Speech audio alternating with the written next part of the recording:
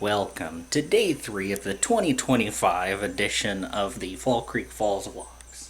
Now, of course, day 3 is the hardest day for me to get footage on because it's pretty much church and then everybody leaves, so right after church, all those cars behind me will leave in about, I don't know, a half hour after church, but I'm going to try to eat something here in the room before church because I still have like an hour and a half, and play a bit of In the Dark Ages as I played the first level last night.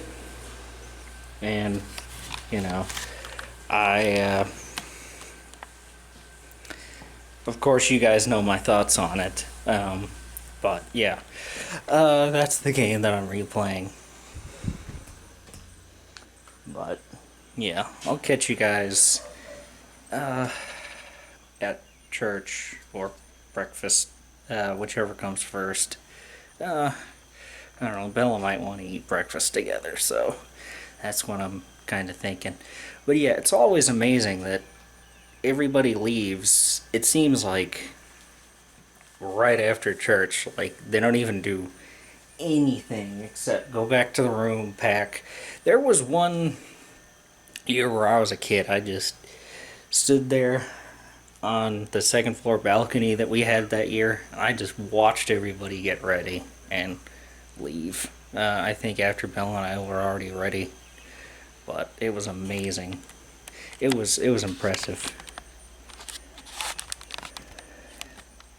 There are a bunch of geese over there on this fine Sunday.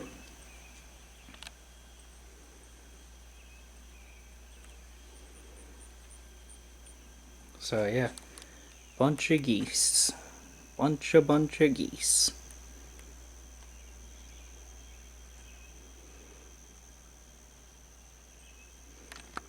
Okay. Well, they did have some peanut butter, so I might have some peanut butter. So who's sitting there, Julie? Are you sitting? Well, I got my stuff in the car before church, so I would consider that a great success, as I was hoping to kind of pack up some before church because we had plenty of time. Church is at 9:15 and it is 8:55, so I think Bella's kind of getting her stuff together. She has more stuff than I do, which of course I'll help her out. That's not me saying I won't, but I'll definitely help her out. I was just kind of hoping to leave right after the picnic, or not the picnic, church, but guess that's not quite happening, which is okay though. There's church in the valley by the wildwood, no lovelier spot in the dale, no place is so dear to my childhood as the little brown church in the vale. Oh, come to the church in the wildwood, oh, come to the church in the vale. No spot is so dear to my childhood as the little brown church in the vale. Oh, come to the church in the wildwood, to the trees where the wildflowers bloom, where the morning hymn will be chanted. We will weep by the side of the tomb. Oh, come to the church in the wildwood. Oh, come to the church in the vale. No spot is so dear to my childhood as the little brown church in the vale. From the church in the valley by the wildwood, when the day fades away into night, I would fain from this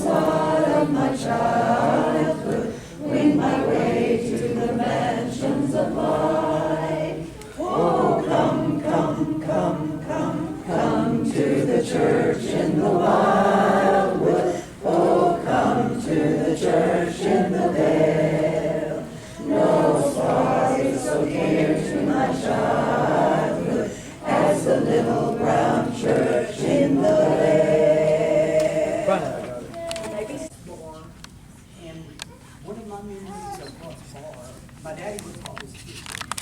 But Aunt Catherine somehow chickened in, dug a big pit in the yard and put a grill on it. And she would stand out there for hours, you know, basting barbecue chicken, and we'd have this picnic. There's just lots of things that I know are in your hearts too. But even though we can't physically go back to that time, we are able to share those in food. In going along with this kind of theme of memories, I went through some of my daddy's stuff, and I found this. It's old and worn out and tattered, and I thought it very appropriate to read it today. I don't know if my daddy wrote it. Most of the Shelton writers were quite poetic, or if one of his siblings, but it describes Shelton even before my time. I don't know, maybe even before Jesus' time. I'm not sure. But anyway, I do have copies of this to share. I'm just gonna read this. Let you want to read it. No, this is called The House.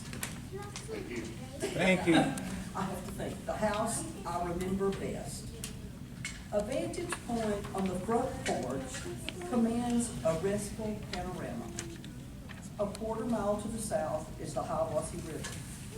The sheer bluff beyond rising 200 feet above the blue-green water. Upriver to the east, the valley bends north and is hidden among the hills.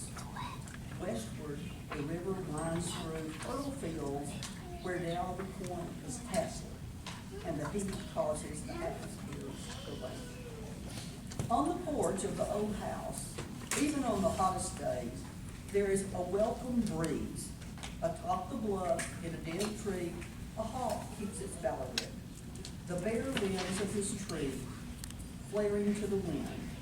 The huge bird regularly sears into the heavens, then spirals slowly downward to perch on the topmost branch. His view centered on a white, three-story dwelling and a yard shaded by huge oak trees circled by a driveway. Beyond the road winds north to the top, then to town. The hawk's eye could just discern through the expanse of forest the next house, a mile away. Northeast are the barns and pastures, the spring and reservoir which supply water to the house. Northwestward, across the road, the fields have white new wheat, and in the midst of the wheat is a square of green, here that departed at their long rest. The house is sturdy, built to ensure weather and stand against the storms. The roof is steep of shingles cut by hand from oak. Atop the house is a small decked roof enclosed with ornamental grillwork. And below are low windows. On the four sides of the house are gabled windows, affording access to the roof from the third story. There are two chimneys and there is a spire at the southeast corner. There is a veranda supported by columns from the front porch. Along the porch and veranda, a banister rail provides protection as well as ornamentation. Concrete walkways circle the house and slope down through the trees to the driveway at both the front and the east side. Inside, the ceiling is high and the hallways and rooms are large. In the first room, off the hallway to the right, called the parlor, is a piano and an oak chest holding the family Bibles and picture albums. Over the fireplace, photographs of familiar faces look down. Beloved paintings deck 3 walls, some of them by family artists. On either side of the fireplace are bookshelves. The first room left is the sitting room, large and sunny, with expansive windows. Farther down on the right is the dining room with a long table, space enough to seat 12 easily, a sideboard equally convenient.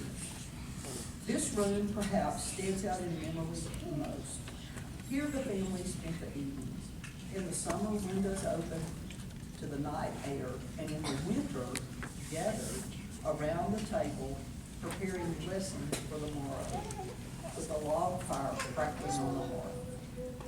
Through a swinging door is the kitchen with its wood range. To the left, opposite, is another living room, serving mostly as a library and a storeroom. All the rooms have a fireplace and a chandelier for gas lights. Opposite the kitchen is a screened-in porch. From here, steps lead to the cellar containing the furnace and shelves of cooking. At the end of the hall is a staircase leading to the second floor and rooms. There is the main bedroom, big and sunny, the pink room, the blue room, and the boys' room, and a little room over the kitchen for the maid. Over the screen porch is the bathroom and a veranda. From the front of the upstairs hall, a stairway leads to the third story. This area, never finished, provides a playroom for children and access by ladder to the deck roof above and to its gables. Back of the house are the woodshed, garage, smokehouse, garden, and orchard. And I hope that gives you a vision, and of course, you take a copy of it and read it, of what our Sheltola looked like. If it was before your time, maybe you can just make that a special memory by reading it. Before we have our most special presentation that we've prepared, All right, so it's after church, and of course everybody's down there, kind of moving around, doing whatever. So people are gonna leave quickly over there. It's hard to tell, but there's a couple people over there. I don't want to zoom in next to cars because license plates and whatnot. I don't want to do that.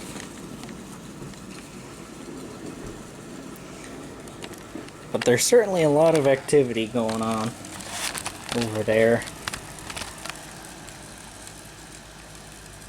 Between just various people going in and out and everything. And there are some people that have already left, by the way. So it blows my mind. It blows my mind every year, even though I know it's coming and I know it's gonna happen. But everybody leaves right away. But yeah, might catch you guys back on the open road, actually, as we're leaving. One last shot of the lake for this year, at least the view that we have. Let me get out of the way. But yeah, one last little view for this year of the view we have. We're gonna try to get a first floor room next year, next to the pool. So hopefully that'll motivate me to swim next year. So, but yeah, I like that view though. But yeah, catch you guys in a minute. Alright, I just took care of my room key because I needed to go back and get the cooler. And I think we're ready to go, Bella. What do you say? Ready to roll. So, Okay. let's go. Goodbye, Fall Creek Falls, as you descend in the background.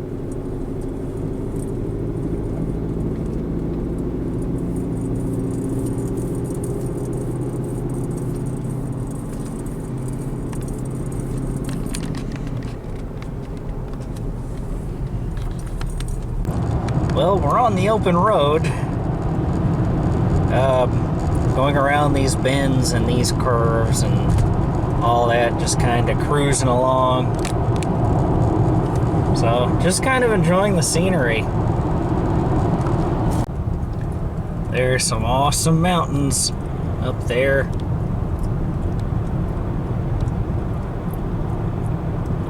I think I preferred the drive there as opposed to the drive back, but it's still good both ways. I'm not trying to detract from one way or the other. It's comparing two great things, and something has to be better.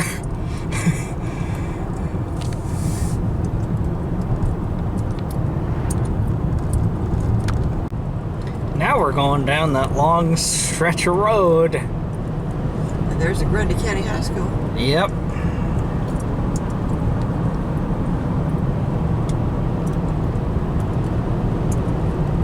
With the mountains in the background of this road and stuff.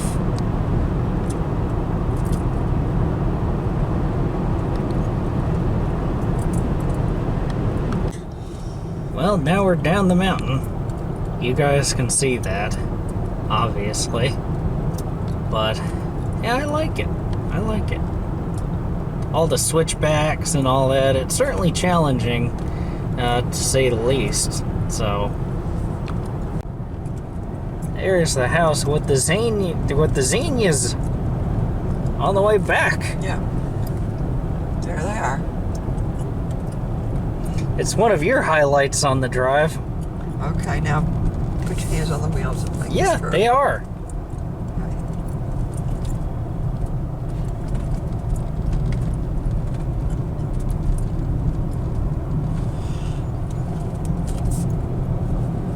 I can drive. No.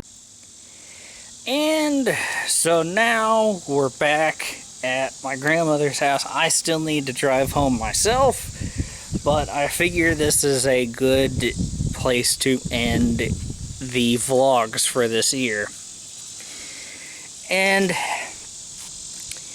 before I end it off, though, I do appreciate everybody coming, and I hope to see you all next year, as I really enjoy seeing everybody every year. So I hope to see you all back next year. I plan to be back, but I hope you all plan to be back as well.